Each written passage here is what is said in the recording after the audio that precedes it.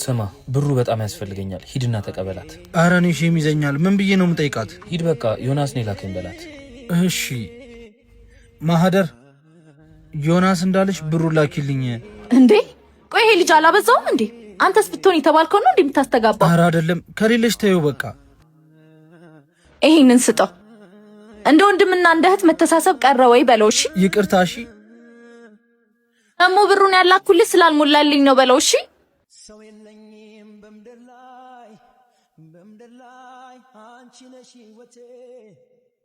ስሚ ለዛሬ እንኳን ብትሆኝልኝ ምን ችግር አለ ብሩ ምን ያህል እንደሚያስፈልገኝ ታውቂያለሽ አይደል ቆይ አንተ ያማሃል እንዴ ኧረ አያመኝም የላኩትንም ልጅ ብር ሳትሰጪው አባረርሽው አይደል በእናትህ አጨቅጭቀኝ የጠየከኝ ባይሞላልኝ ያለኝ ልክ ይልሃለሁ ለማን ለላከው ልጅ ነው ያማሃል እንዴ ይሄ ሌባ ይዞ ሄደ